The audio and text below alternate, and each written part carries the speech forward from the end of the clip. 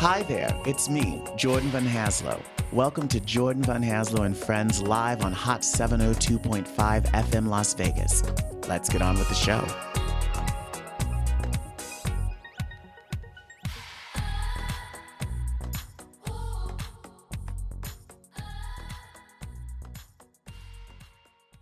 Hello, everybody. Welcome to Showtime with Jordan Van Haslo and Friends on Hot 702.5 FM Las Vegas.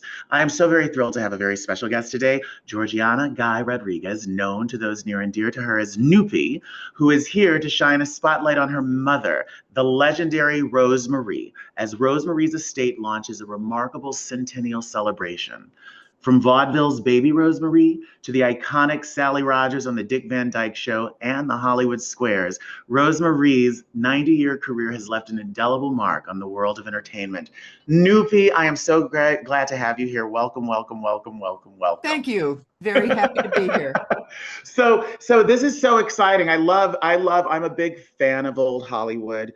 All these centennials that have come about. Like a couple of years ago, I did a big celebration on the centennial of Nat King Cole. We've had a bunch of other yeah, it's so excited to like celebrate these amazing, amazing talents. And Rose Marie was most definitely one. So congratulations on this centennial celebration, first of all.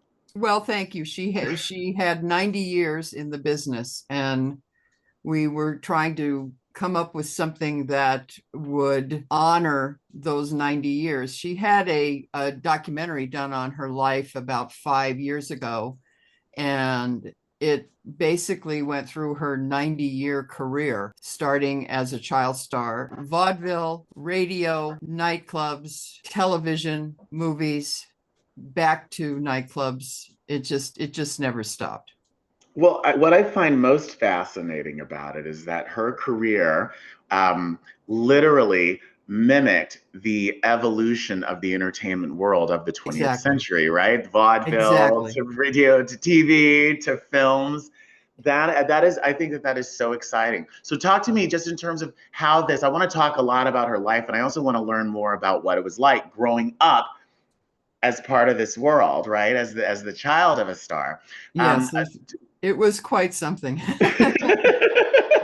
Talk to me about just the centennial itself. So now it kicked off earlier this month, right? You released a box set was released, a new musical collection was released. What is amazing is that when she passed away on Facebook, she had 35,000 fans.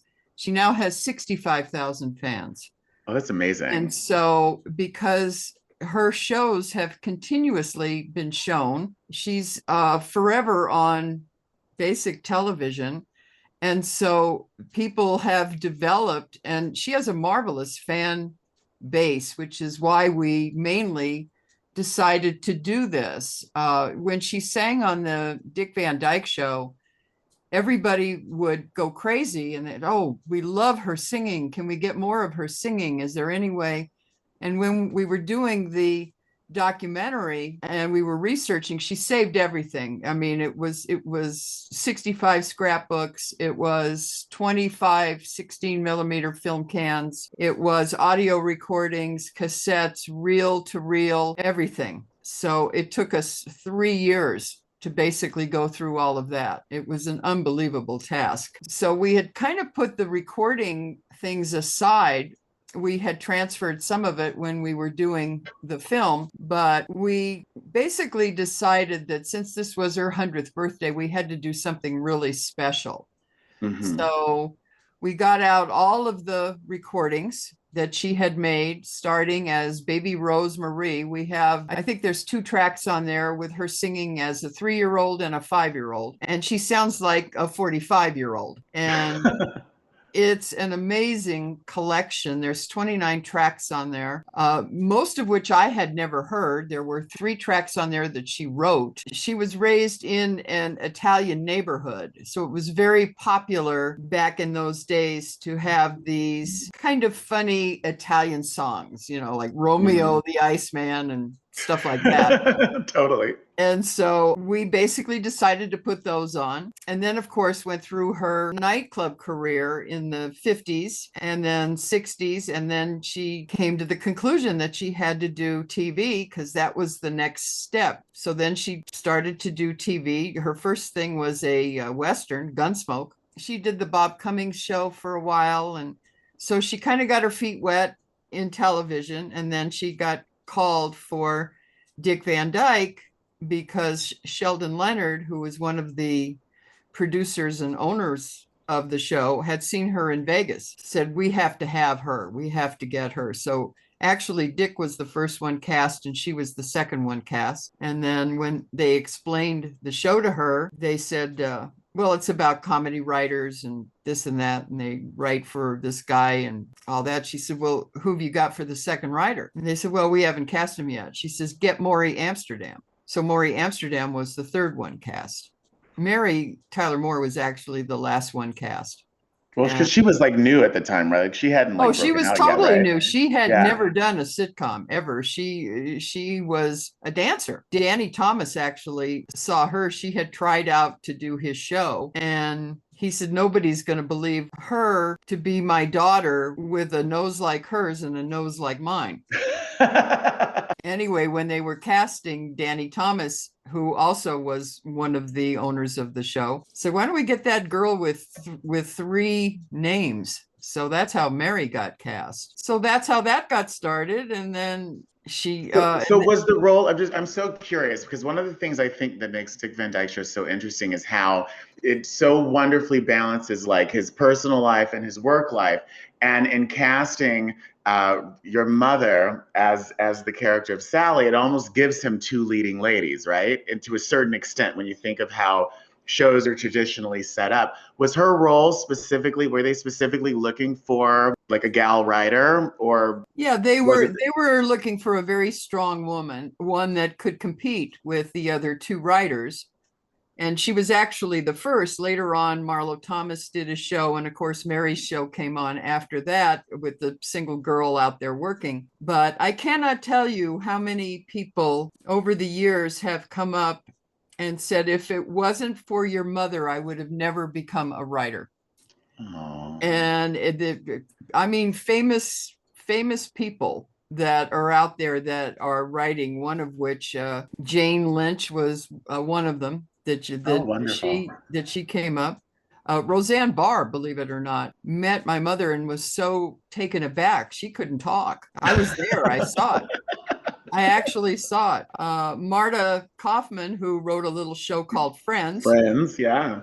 Marta Kaufman attributes the fact that when she saw Sally doing what she did, she said, well, I can certainly do that. Because of that character, originally, my mother was told it was mostly going to be the writers, but then Mary came in and the public kind of liked her. And so they kind of split up the scenes. Originally, it was going to be mostly the comedy writers, right? Because, they wanted it to be funny and a little bit different. But Carl Reiner, like not just your like typical domestic comedy. Well, yeah, Carl Reiner originally wrote it to be more of the comedy type thing because he had worked on a show called Your Show of Shows with Sid Caesar, and a couple of writers there like Mel Brooks and people like that also worked on the show. So he was writing from his experience of writing for one particular person, and so that was what she was told originally. And then Mary came in, and the public kind of liked her, and she was the first one to wear pants, and it was kind of a revolution to a certain extent. That's what made the show so popular, although it was only on for 5 years. So it was only 5 years of my mother's life. So, isn't that funny? So there's another 85 years that she filled But isn't that funny though? Like when people, and I think it's specifically true of TV stars, right? Because we always usually associate TV stars with that show that we remember them by. And then the shows go into, syndication and home video and now streaming. And it's like, again, like you just said, it's this really just this little sliver of her entire life. Yet we think about it as though she spent 70 years on the show. Well, as we're sitting here talking, the show's running somewhere.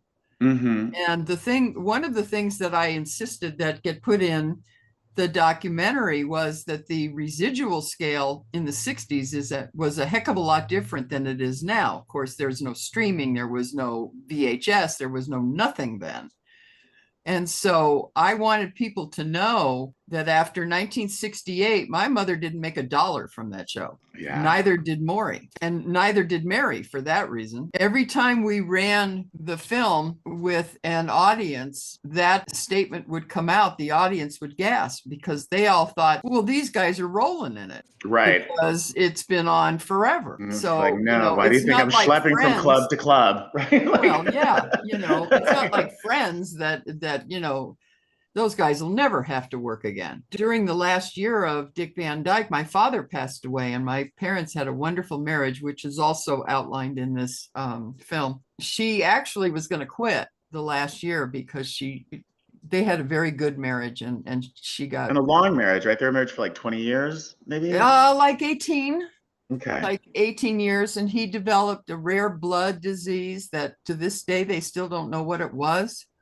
I think maybe now, I think they could possibly figure it out, but in the 60s, it was a weird form of leukemia, cancer in the blood. It was just a really strange thing, and they thought maybe he got it in the army when he was in the army, and he got a shot in the army or whatever, and it finally surfaced after X amount of years.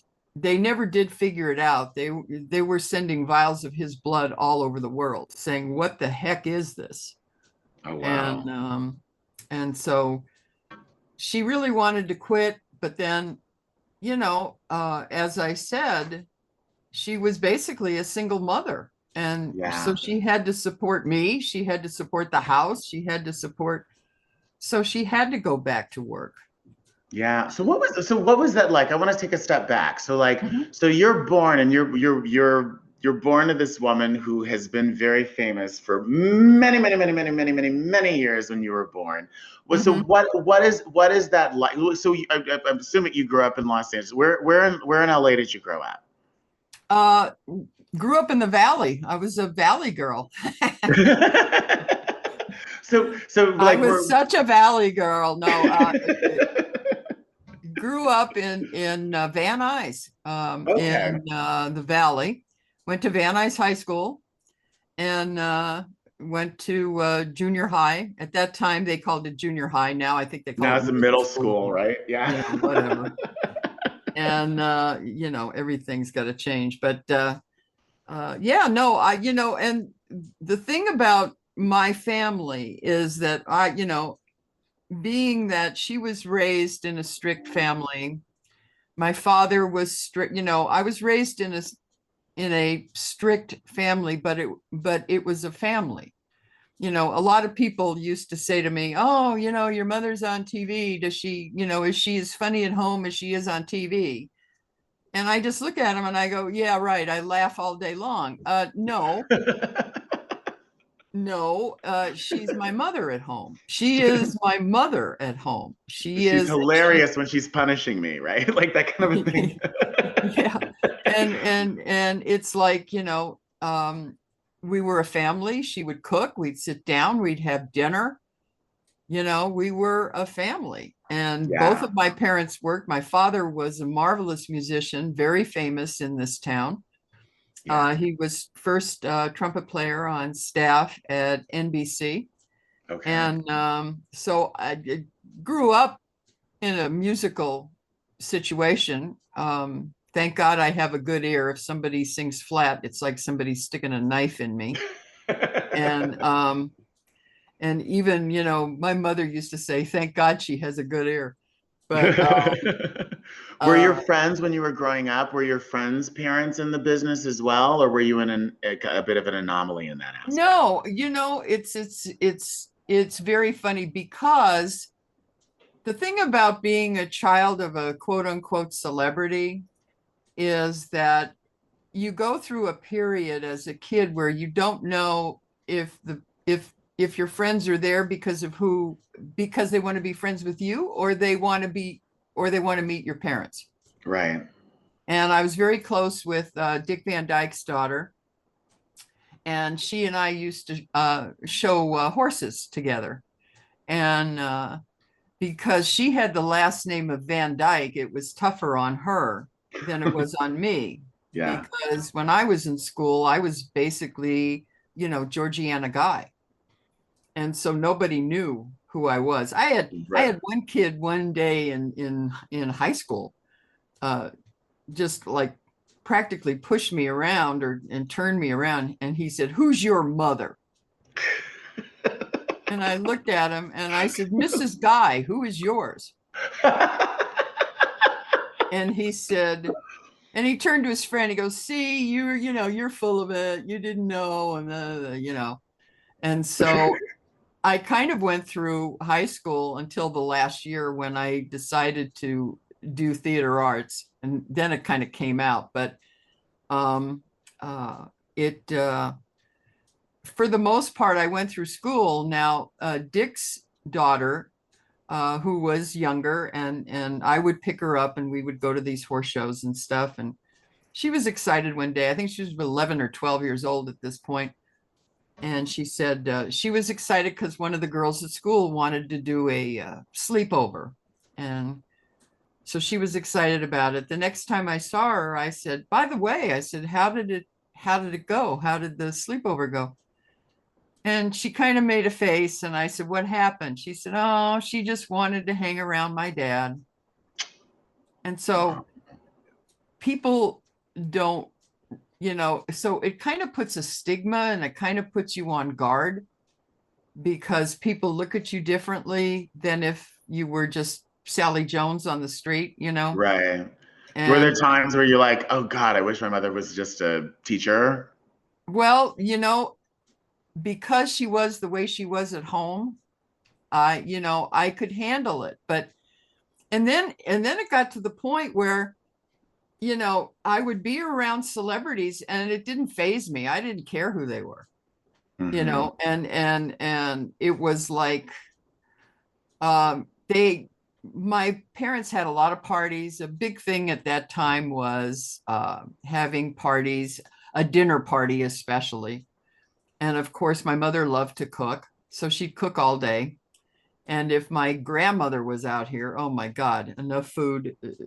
I mean, just unbelievable Italian food. I Was mean, she I coming? would, Was your, I'm sorry to interrupt. I was curious. Did your grandmother, was she still living on the East Coast? And so she'd come yes, out from the, okay. yes. She lived in Jersey. Okay. And Continue. I'm sorry. she lived right across the George Washington Bridge in Fort Lee. Okay.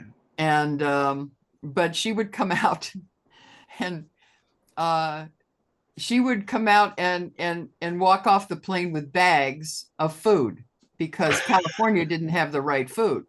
So the only good food you could get is back east. So she would literally come off the plane with bags of food. That's the absolute truth. I mean, we would go and meet her at the airport and it was hysterical because she would get off the plane and just shopping bags of food at that time. I mean, it was crazy. But I would walk out of my room after one of their, dinner parties, or I'd walk through and I'd see everybody on the floor. And I go, and they're all going, "Oh, we ate too much." Oh, and I mean, they're like rolling on the floor. And it's true. They would, I mean, I would look at that and I go, and my mother kept telling my grandmother, she kept telling her mother, "You can't make this much food. People don't eat like this anymore. They don't eat like this anymore." My grandmother would just throw her hand up and say, "These people don't know how to eat." She'd turn around and she'd walk away. So, you know, the thing about my family was that it was a family, and, we obviously had famous people over at the house that were there for a dinner party or whatever. And there was one instance where my mother was very good friends with Lucille Ball. Hmm. And Lucy called her up one day and she said, oh, you know, we're shooting this movie, The Long, Long Trailer. Desi and I, we're shooting this movie called The Long, Long Trailer. And she said, you know, we're going to stop by, you know. So I think on their way, Desi had stopped by and bought a case of wine or something. I don't know what I don't know what it was. But anyway, she said, okay, fine. So on their way home, Lucy and Desi stopped by the house because it was on their way home. And they, you know, they're out there talking and all that. And I go, okay, it's Lucille Ball and Desi Arnaz. Okay, so what? And so they actually did a scene from The Long, Long Trailer. And they said, oh, you know, and Lucy was saying Desi was great in this and blah, blah, blah. And so right in our living room, Lucille Ball, Desi Arnaz did this scene. And my father was there, my mother, me. After they left, I said, okay, I got to go do some homework. And my mother looked at me and she got mad at me. She said, do you not realize what just happened here? That Lucille Ball and Desi Arnaz just did a scene from a movie in our living room? And I said, yeah. Okay. And she goes, so that doesn't mean anything to you, right? And I said, no, it's, you know, they're your friends. It's fine. And she just shook her head. To her dying day, she never got over that with me. The fact that it didn't faze me. And I said, you know, it's fine. I mean, there was one day Lucy called and she was going to take her kid to Marineland. Mother said something to the fact of, oh, great, I got an appointment. Can you take Noopy? And she said, yeah, sure. So I went to Marineland with Lucille Ball. Lucille Ball's mother was also with us. It was okay. You know, I have a picture of me with, you know, Lucy. I think I don't know, 14, 13, something like that. And it was okay. You know, Lucy, hi. Okay. So knowing that you're like, okay, I'm chill with that. And also I don't have the famous last name like the Van Dyke kids. Mm-hmm. So I can like deflect. Was there a point where you ever were like, oh, I can use this Rosemary thing to my advantage? You know something? I truly don't think I ever did. You know, I wound up going into the business and I wound up going behind the camera and I wound up working on a show called the Tomorrow Show, which used to follow Carson. And I became a working person, and then the producer had said to me, you know, you're really smart. Why don't you just start, you know, producing some segments? And I said, oh, good. You're going to put a network show on my shoulders? And he said, yeah. So I wound up getting into that. But I would have to say that the original producer I had met at a gathering, I think it was this huge NBC affiliate thing, which happened every year. And he had said, how'd you like to come and work for me? I hemmed and hawed about it. So I guess if I had to say that was the only time that it was. And then later he told me, he said, the reason that he hired me, because we weren't sure how the show was basically going to go. He wanted somebody that wouldn't get starstruck. Right. And if Barbara Streisand on or something, that I just wouldn't go bonkers, you know, that, oh my God, you know, and all that stuff. He said he wanted somebody that would look at the show and look at the people, and he knew I was that person. And that's how I got my first job. And then I wound up producing a lot of segments for them, which of course had nothing to do. There was one day that somebody came in and said, oh, you know, did you get this job because of your mother? And I said, do you see her here typing? I don't. I love that. You're like, nobody has less to do with my success in this role than Rosemary. Well, yeah. Like, I'm the one who's doing this job. Well, you have to have some sort of a personal feeling about yourself, because you don't want to get hired because of who your parents are. Totally. You know, at least that was me. Yeah. And I had to prove to myself that I could do the job that I could do. And then I went on from there. I wound up working at NBC and basically produced 65 remote live locations. So trust me, my mother was not out there. Well, I guess my question, I wasn't talking in terms of like nepotism in the industry. I just mean like, say like when you were a There teenager, when is you, some. of Well, course there there is is, some. but It just I would, wasn't me. I just mean like in the term of like, you know, once you're like 16 and you're like, oh, wait, yeah, this is my mother. Won't you let us into the movie theater for free? Like that's what I mean. Like when you're like a kid, when you're like, oh wait, there's some perks to like having a famous mom. Like so I wasn't talking about necessarily your career. I just mean like, Yeah. oh, we get free egg creams at the diner because. Well, you know, my mother certainly would take advantage of it. She absolutely would. You know, Yeah. if somebody recognized her, which a lot of people did, a lot of people recognized her voice because she had a very distinctive voice. Yeah. We would be in, you know, Macy's or something, and people would turn around because they would hear her voice. Uh-huh. And then they would come up to her and all of that. And yeah, I'm not going to say, you know, we didn't get perks because they would recognize her or somebody would see her and say, "Oh, please, you know, can we do this? Can we do that?" Yeah. Of course, you know, the thing about my mother is that I never saw her refuse to sign an autograph. Never, never. I've seen her literally be at a lunch and have the fork in her mouth, and people would come up and said, "Can you sign my napkin?" And then she'll say, "Sure." And then she'll look at them and say, "Do you have a pen?" No. Well, okay. So, and the thing about, you know, I never saw, now I just read the other day that there's a company that these celebrities sell their autographs for X amount of dollars. And if you want a picture, then it's X amount of dollars more. And if you want that, so, and I just kind of shook my head because I said, you know, I never saw, I mean, people would send stuff with fan mail to her and say, "Could you please sign my book?" You know, because she has a book out also. And "Can you please sign my book?" And so she would sign it, we'd send it back, you know. Mm-hmm.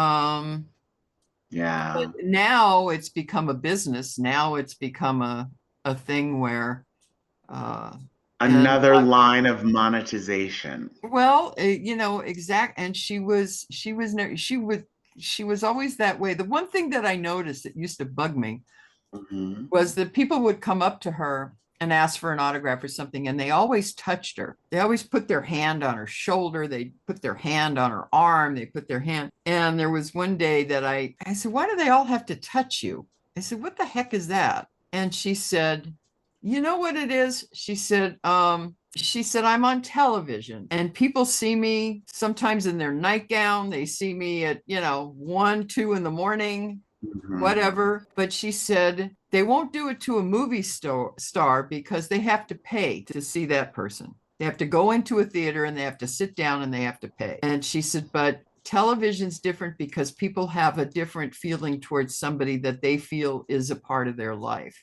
And I've never Right. forgotten that.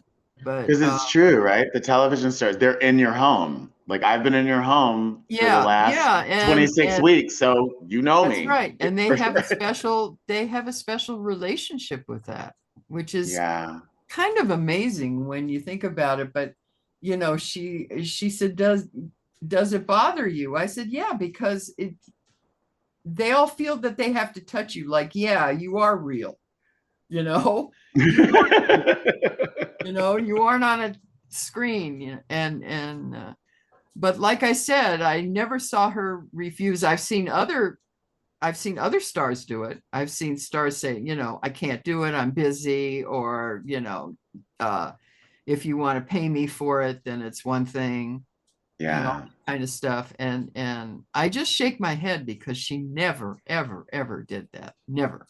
Yeah. So you're an only child, yes? I am. I am. I'm an only child as well. And I feel Yeah, like it's a special club because I it feel like is. only, you know, like I feel like people who have siblings have no idea what it is to be an only child and what that relationship is with your parents and not having to like have their attention divided. Not having to share, yeah. Not having to. I remember, it's so funny you say that. I remember like there was a very brief moment when I was a little kid where I was like, oh, I wish I had, you know, a little brother or sister. And then I remember like one of my friends not being able to do something because his sister needed braces. And I was like, well, that sucks for you. Because all the presents under the Christmas tree are mine. And like it clicked. And I was like, yeah. Damn straight. So with that, as an only child, I want to go back because you talked a lot earlier about just how wonderful of a family unit you all were, and how normal of a family you had, and how great it was. And then all of a sudden, your father passed away unexpectedly, and your mother found herself as this single mother. What was that like? Because I haven't experienced that, you know, yeah, it was very, very tough because they had a wonderful marriage. On the whole sibling thing, my father once said to me, because they were trying to have another kid. And my father had said to me one day, he says, what do you think, you know, brother or sister? And I went, no.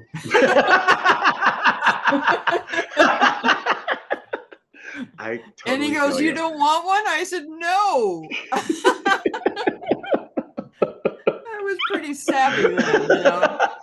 It was like, no, I mean, you know, I want my horse. I want all of that. I mean, I don't want to share that. Are you kidding? So, you know, that's the honest to God's truth. I didn't want a brother or sister. And I mean, and I see things now today of, you know, the father passes away or the brother passes away and the family fights, and it's this aunt and this cousin comes out of the woodwork and all this. I mean, it's horrible. Yeah. It's horrible what, you know, and thank God I don't have to deal with a brother or sister. Because I mean, you know, I think in some cases, I think, oh yeah, it'd be great. But then boy, I tell you, way back when my father asked me, I said, no way. And he looked at me kind of surprised. And I said, no, I don't know. I want, and my mother used to say, yeah, I shot the whole wad with her, you know. So, you know, it wasn't for a lack of trying on their part. I'm sure that they wanted more kids. I know that my mother wanted more, but when my father asked me, I said, no way. But back to your original thing, it was extremely hard because they did have such a close, I never heard them argue. I never heard them fight. It was a family unit that both of them worked. Both of them had their own reputations. So in the business that were tops, I mean, both of them, when they walked through that door, they were mom and dad to me. And that was the way that I looked at it. When my father got sick, it was extremely difficult because we didn't know what was happening. My mother was doing Dick Van Dyke at the time, and a couple of people noticed on the set that my father was there and he was kind of leaning up against a post, and they said, you know, what's wrong with Bobby? He's not the same. And she said, oh, he's got a cold. He can't get rid of the cold. And we found some doctor that said originally he had hepatitis, which was not true. And believe it or not, it was Jerry Lewis that found us the right doctor. And, you know, that's the one thing about in those days, the whole show business group. It was a family within itself. Mm-hmm. And a lot of these people did things that nobody knows about. If you were in trouble, you know, Frank, Dean, Sammy, Jerry Lewis, people like that it was a very closely knit group. And so at the time, my mother was upset, and Maury came up to her and said, you know, what's wrong? And she said, yeah, like this doctor and this. And he said, why don't you call up Jerry Lewis? Because at that time, Jerry Lewis was doing the muscular dystrophy thing, which was huge. Mm-hmm. And He says, why don't you call up Jerry? He says, he knows every doctor in the world. She said, okay. So she called him. As a backstory to that, because my father was a top musician, my father's on every one of the movie tracks of every Jerry Lewis film. Oh, wow. Okay. So Jerry Lewis knew my father. He loved my father because Jerry loved being around musicians, loved it. And so when my mother called him and she told him what was going on, he said, all right. He said, in 5 minutes, he said, a Dr. Levy's going to call you. And he said, he's going to be your doctor. And he said, okay, are you okay? Do you need money? Do you need? And she said, no, I'm okay. He said, okay. And he hung up. In 5 minutes, Dr. Levy called. We had my father transferred to Cedars because of Dr. Levy, who was on the board there. And Dr. Levy took over his case. Without Dr. Levy, I think he extended my father's life at least 8 or 9 months longer than what would have happened.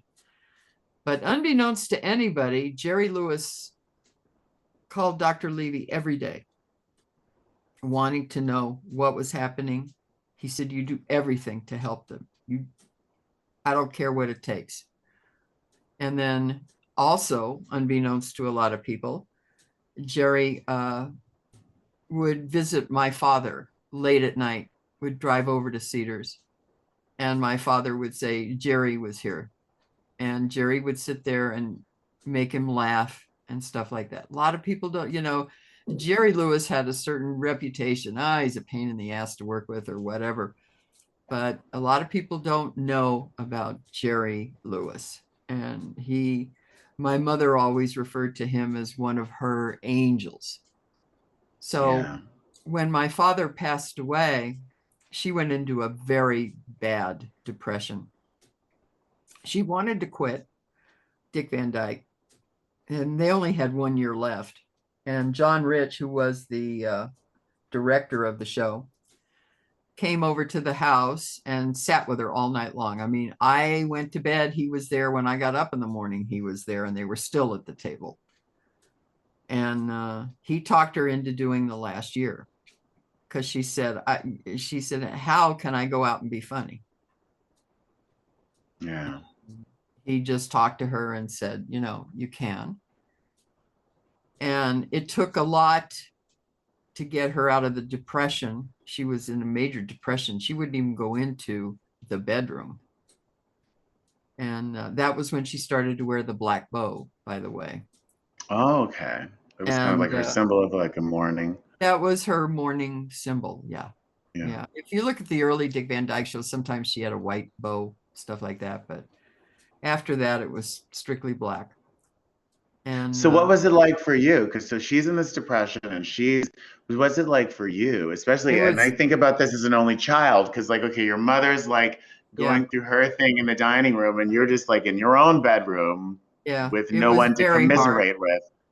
Yeah. It was very hard to watch, to see it. It really was. I mean, I was still going to school, and I was originally going to go to Santa Barbara College, and everybody told me, no, you can't leave your mother, because that's the family, that's the Italian thing. But I originally wanted to go to Santa Barbara College because I love Santa Barbara. And so I wound up going to a local college there that I could still stay home, because he said you can't leave her. So how do you feel about that? Like now, years past, looking back, do you wish that you had done it, or do you think that was the right decision? Well, I guess it was the right move. I mean, Italians, Catholic, guilt, I mean, please, our middle name is Guilt. So, I felt that I had to, but of course, what saved me too was that I had the horses and the horse shows. I could function, and I could be in another total different environment when I was at a horse show. And that was the one good thing about me and Dick's daughter, that we could go to a horse show. And if you screwed up riding your horse, nobody cared who your parents were. You screwed up. And it was a whole different environment because they didn't care. Even with the last name of Van Dyke, everybody knew who her father was, but they didn't care. And that really helped her later on in life. It really did. And I think it helped us both. So I think my saving grace with everything, because, you know, I just heard the other day a child of a very famous person, comedienne. Who should remain nameless, or are you gonna give us the name? No, I'm not gonna name it. It's not my place to, but she's been in and out of rehab and drug city and just a mess. And then she came out, she had a kid, you know, the kid's all screwed up, and I was kind of reading that and I was thinking to myself, you know, there, but for the grace of God, go I. But I could see how that could happen. But I think what saved me was the horses and the horse show environment, because there's no way that you could go to a horse show and be a drug addict. No way. So, you know, you guys have a little thing there called Cowboy Christmas, and let me tell you something, you know, it's something, and you just don't act that way. I mean, you got to be straight ahead, and I thank them for that, because I could see where some of these kids, because they're on their own, their parents are working, you know, this and that and the other, but and I could see where it could possibly happen, but you know, I think that's it. But watching my mother in this depression was extremely hard, in order to answer your question. But what brought her out and what helped was, of course, Hollywood Squares. They called her about Hollywood Squares. And she said, well, I guess I can do that. I don't have to perform, right? And I got to sit in a square, and okay, that's fine with me. and they would do 5 shows in one day. Amazing.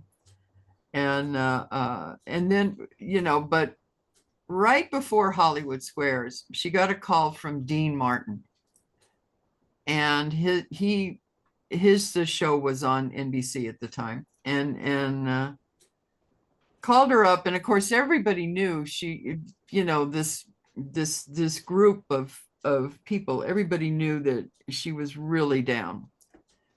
And he called her and he said he wanted her to do his show. And she said, Dean, and he said, I want you to come on my show and I want you to sing.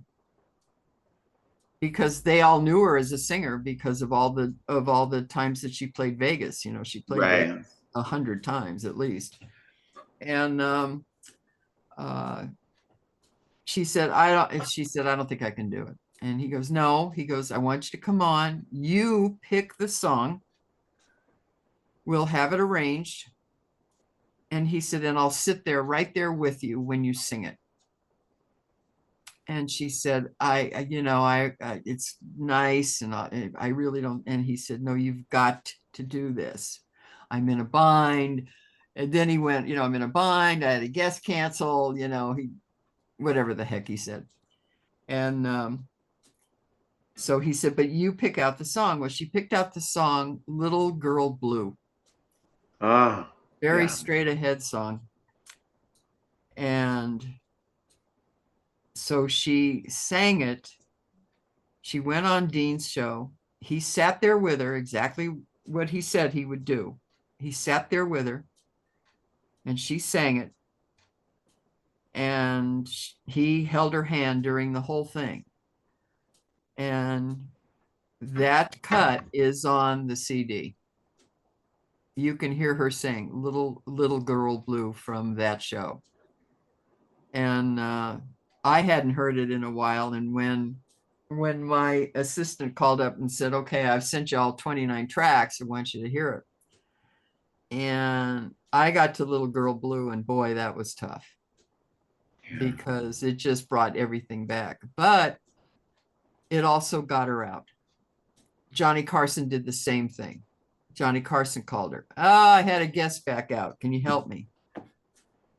Johnny, I can't, and she kept turning them down. I can't do it. I can't. And he goes, no. He goes, I'm in trouble. I got a guest back out, blah, blah. And she wound up going on and doing Carson.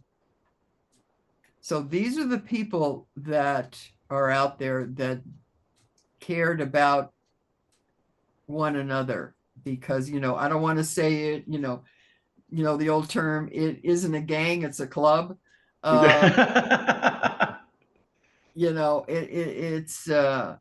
It truly was those people that got her out of it. I couldn't get her out of it. I couldn't. I tried.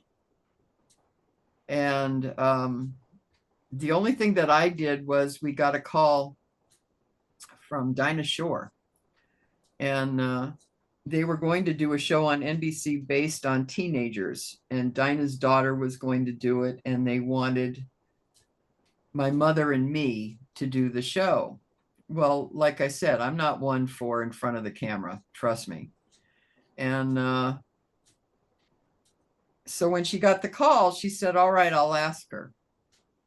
And she really expected me to say no. And she said, well, Dinah Shore, they're going to do this thing. But she said, but you're going to have to sing and dance. And I went, oh, God. Well,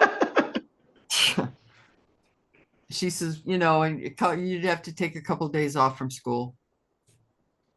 And I said, and I'm looking at her and I'm thinking, I got to do this. And I said, okay, I'll do it. And she looked at me and she went, you're kidding. And I said, no, I'll do it. She goes, do you really want to do this? I said, yeah, I really want to do it.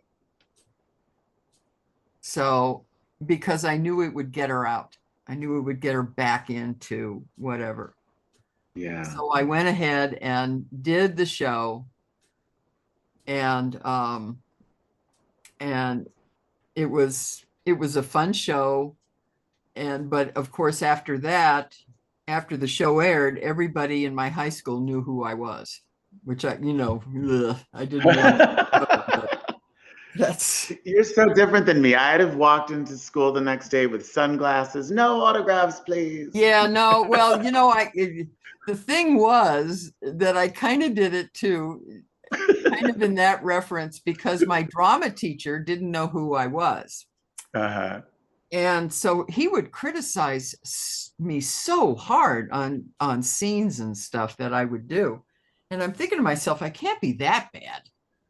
And so of course the next day after this thing aired, everybody's talking about it because everybody watched Dinah Shore at that time. I guess the world watched Dinah Shore.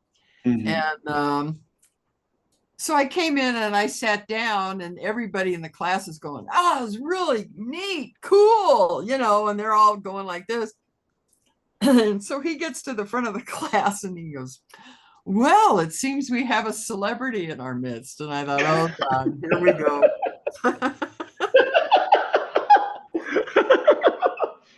Oh, my goodness. Oh, my God. So after that, amazingly enough, I started to get A's on all of my scenes.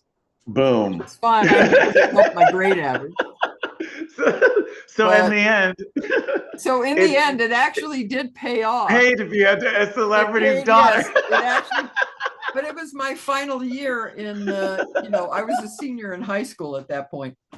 And I said, okay, all right. Well, it brings my grade average up because I was still kind of looking at college, and so I wanted to get my grade average up. By any means necessary. So after that, after Dinah Shore, after Dean Martin and all of that, she finally slowly started to come out of the depression and then became more like herself and functioning, but she had to work.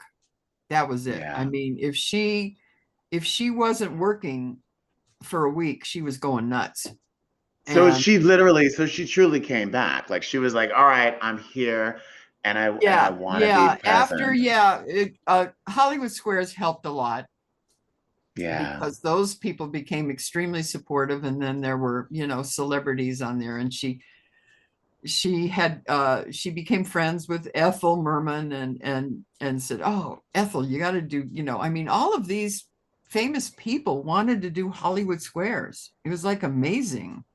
Yeah. And there was one day that I picked her up at the airport, and she walked out, and behind her is Helen Hayes, who was like, yeah. I mean, you know who Helen Hayes is, right? I do. Yeah. And Legend so, of the theater. yeah, she was the queen of the theater. And Helen Hayes is behind her, and I'm in the car, and I look and I go, holy God, that's Helen Hayes.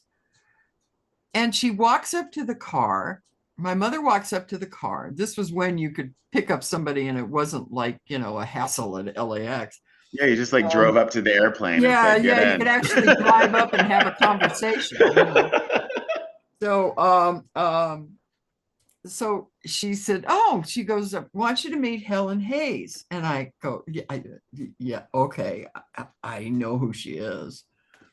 And Helen Hayes sticks her head in the car, on the passenger side of the car, and says to me, just have to tell you how much I love your mother, and I would never miss Hollywood Squares. And I go, oh my God, Helen Hayes watches Hollywood Squares. Oh my God. It was like the picture of the queen of the theater.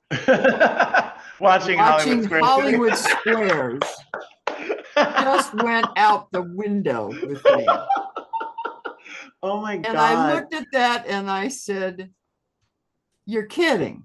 And she went, I wouldn't miss Hollywood Squares for anything. She says, I love your mother on Hollywood Squares. I was so thrilled to see her on the plane and blah, blah, blah. And she said, but I just wanted you to know how much I love Hollywood Squares.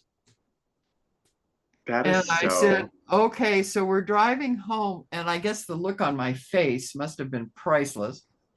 And my mother said, and I turned and I looked at my mother and I said, Helen Hayes watches Hollywood Squares. Are you kidding me? And she goes, yeah, that really knocked you out, didn't it? I said, yeah, no kidding. I said, you think of Helen Hayes and Shakespeare and all of these serious theater things and good Lord. And hi, I watch Hollywood Square.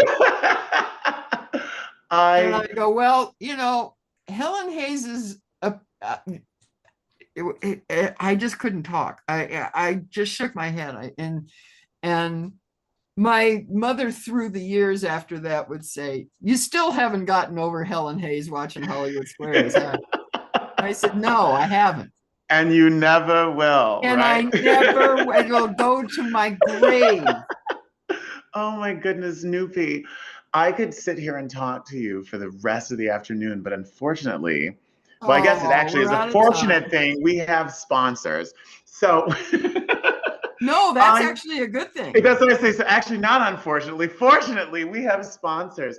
So can you please tell everyone in our listening audience where they can learn more about the centenary celebration, where they can find the music and all of that jazz? First of all, you can go to her website, which is missrosemarie.com, or Miss Rosemary on Facebook. There are links on her webpage to buy the CD, or you can go to Amazon, and if you want to see her documentary and your Amazon Prime, you can see it for nothing. It's called Wait for Your Laugh, and you can watch her amazing career. It's a wonderful documentary. We won a lot of awards for it, and it's probably one of the best ones out there. Or you can go to Amazon and also buy this CD, and it's called Rosemarie Sings. I think that's it. That's it. Or yeah. I love it. I have one last question for you. Sure. Where does Noopy come from? Father loved nicknames, and he always called my nose a little Noop when I was a baby. And he said, oh, you got things on your Noop. You got things on, and then it became Nooper, and then it came Noopy. So my father had nicknames for everybody. He had a guy that had a boat he called Skipper, a guy, it was one of those things. He never called anybody by their right name. So Noopy became Noopy because of my nose, because I have a little pug nose. Well, I adore that story, and it's been a pleasure meeting you. I adore you. You're absolutely wonderful. And thank you all out there in Radio Land for joining us. And we're going to talk to you next week on another episode of Showtime with Jordan Van Hassel and Friends right here on Hot 702.5 FM Las Vegas.